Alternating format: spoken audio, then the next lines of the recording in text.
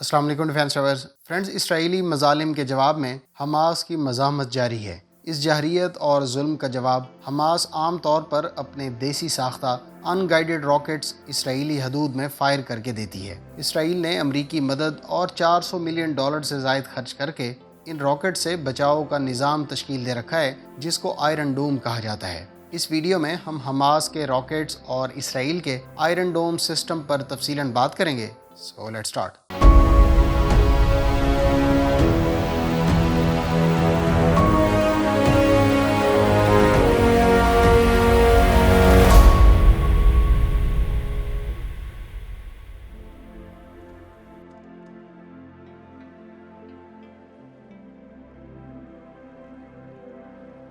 Friends, Hamas کے عسکری wing Al-Qassam brigade نے 2001 سے سادہ لوہے کے راکٹس تیار کر رکھے ہیں، جن کو دراصل لوہے کے پیس کاٹ کر ویلڈنگ اور خراط کی مدد سے لمبی ٹیوب کی شکل میں ڈھال کر تیار کیا گیا ہے۔ ابتدائی طور پر تیار کردہ القسام راکٹ کی رینج 5 کلومیٹر تک محدود تھی، تاہم وقت کے ساتھ ساتھ اس کے 3 مزید ورژن بھی القسام 2، 3 اور 4 کے نام سے تیار کیے جا چکے ہیں۔ ان کی رینجز 12 سے لے کر 20 کلومیٹر تک ہیں۔ حماس کے علاوہ فلسطین کے ٹکڑوں میں بٹی دیگر مزاحمتی تنظیمیں جیسا کہ فتح وغیرہ بھی مختلف دیسی ساختہ راکٹس استعمال کرتی ہیں، تاہم ان تمام ٹائپ کے راکٹس کو انٹرنیشنل اور اسرائیلی حکام القسام راکٹس ہی کہتے ہیں۔ ان تمام راکٹس کو دیسی ساختہ سالڈ مکسچر سے پروپیل کیا جاتا ہے، جبکہ اس میں بارود بھی دیسی ساختہ اور سمگل ہو کر پہنچنے والی TNT کو استعمال کیا جاتا ہے۔ ان راکٹ سے متعلقہ ہدف کو زیادہ سے زیادہ نقصان پہنچانے کی غرض سے اسٹیل کے کیلوں کا استعمال بھی کیا جاتا ہے۔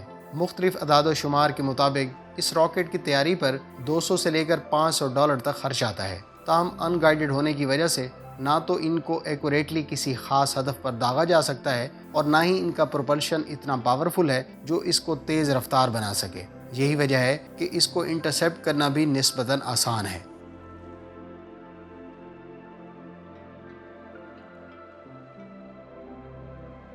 اب ہم اسرائیلی آئرن ڈوم سسٹم پر بات کر لیتے ہیں۔ فرینڈ، اسرائیل کے گزشتہ دنوں سے جاری مظالم میں جہاں 2 درجن سے زائد فلسطینی بے گناہ شہری شہید ہو چکے ہیں، جن میں 9 بچے بھی شامل تھے، وہاں اس کے جواب میں حماس نے غزہ کی پٹی سے قابض اسرائیلی علاقوں پر راکٹس داغے، جن میں سے کچھ کو انٹرسیپٹ کر لیا گیا جبکہ کچھ ہٹ کرنے میں کامیاب رہے۔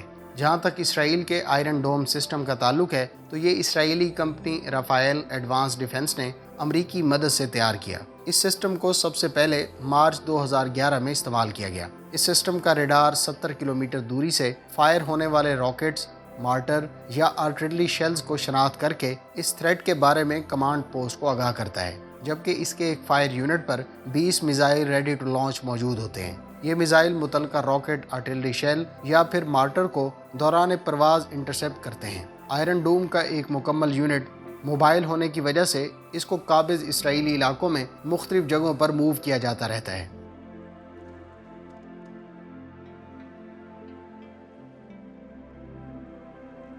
آئرن ڈوم کی بیٹری 3 حصوں پر مشتمل ہے۔ اس میں سے ایک ریڈار، دوسرا ایڈوانس سافٹ ویئر اور تیسرا تیمر نامی انٹرسیپٹر میزائل۔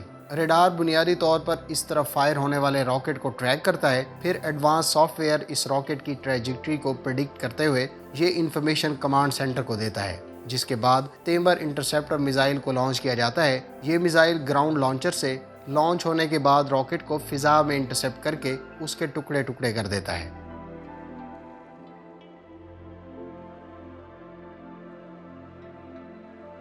اسرائیلی کمپنی رافائل نے لبنان کی حزب اللہ سے 2006 میں ہونے والی لڑائی کے بعد اس سسٹم کی تیاری پر کام شروع کیا تھا۔ اسرائیل کے لبنان پر حملے کے جواب میں حزب اللہ نے اطلاعات کے مطابق اسرائیل پر 4000 راکٹس داغے تھے، جن کے نتیجے میں 44 اسرائیلیوں کی ہلاکت کی اطلاعات ہیں۔ آئرن ڈوم کو سب سے پہلے مارچ 2011 میں ڈپلائی کیا گیا تھا۔ اس کے بعد سے اسرائیلی حکام کے مطابق اس نے کئی راکٹس کو انٹرسیپٹ کیا۔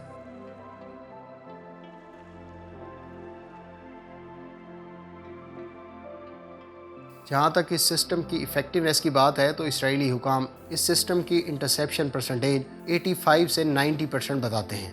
میرے خیال سے یہ فگرز درست ہیں، کیونکہ عام طور پر اس سسٹم کو جن راکٹس کے خلاف استعمال کیا جاتا ہے وہ نہ تو اتنے جدید اور نہ ہی تیز رفتار ہیں، اور نہ ہی فلسطینیوں کے پاس اس ایئر ڈیفنس سسٹم کو مفلوج کرنے کا کوئی دوسرا نظام موجود ہے۔ لہٰذا عین ممکن ہے کہ یہ ایئر ڈیفنس سسٹم ان راکٹس کو اس پرسنٹیج کے تحت ہی انٹرسیپٹ کر سکتا ہو۔ تاہم ناقدین کے مطابق جو راکٹس اس کی طرف فائر کیے جاتے ہیں ان کو نیکڈ آئی سے دیکھنا ممکن نہیں، اس لیے جو کچھ فوٹیجز میں دکھایا جاتا ہے وہ ممکنہ طور پر آئرن ڈوم کے میزائلز کی مڈ ایئر سیلف ڈسٹرکشن کے بھی ہو سکتے ہیں، نہ کہ راکٹ انٹرسیپشن کے۔ اس کے برعکس کچھ تجزیہ نگار یہ کہتے ہیں کہ اگر یہ سسٹم انٹرسیپٹ کرنے میں اتنا کامیاب نہ ہوتا تو اسرائیلی کیجویلٹیز میں اضافہ دیکھنے کو ملتا۔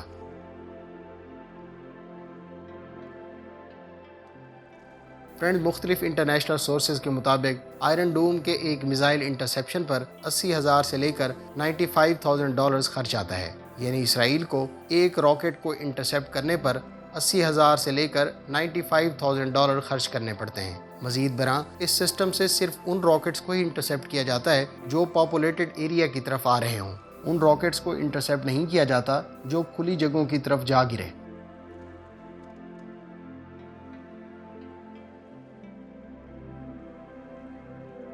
فرینڈ، اسرائیل کو آئرن ڈوم کے استعمال سے مالی نقصان کے علاوہ اس کے میزائل کی انٹرسیپشن کے نتیجے میں شریپنل اگر پاپولیٹڈ ایریا میں جا گرے تو اس کے نتیجے میں انجریز بھی ہو جاتی ہیں۔ حال ہی میں اس ایئر ڈیفنس سسٹم کو آپریٹ کرنے والے اسرائیلی فوجیوں نے اس سسٹم سے نکلنے والی ریز کے نتیجے میں کینسر ہونے کی شکایات بھی کی ہیں۔ آپ کو یاد ہوگا اس بارے میں ہم چند روز پہلے ہی آپ کو آگاہ کر چکے ہیں۔ فرینڈز، آپ میں سے کچھ لوگوں کا یہ خیال ہے کہ پاکستان کو اس لیے فلسطین کو سپورٹ نہیں کرنا چاہیے کیونکہ 2018 میں فلسطین کے صدر محمود عباس نے انڈین وزیر اعظم نریندر مودی کو فلسطین کا ہائیسٹ ایوارڈ دیا تھا۔ اس طرح کی رائے رکھنے والے بھائیوں کے لیے میں صرف یہی کہوں گا کہ فلسطین قبلہ اول ہے اور قبلہ اول کی ناموس کی بات کرنا، اس کے لیے عملی کوشش کرنا بحیثیت مسلمان دنیا کے ہر کونے میں موجود مسلمانوں پر فرض ہے۔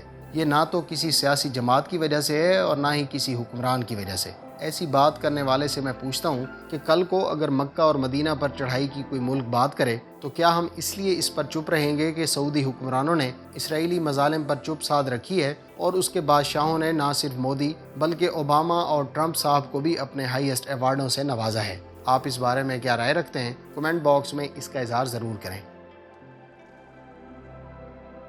فرینڈز، آپ کی جانب سے آج بہت سے سوالات پوچھے گئے، لیکن یہ ویڈیو صرف اس ٹاپک پر بنانی ممکن ہو سکی ہے۔ انشاءاللہ پھر کسی دن آپ حضرات کی جانب سے دیگر پوچھے گئے سوالات پر بات کریں گے۔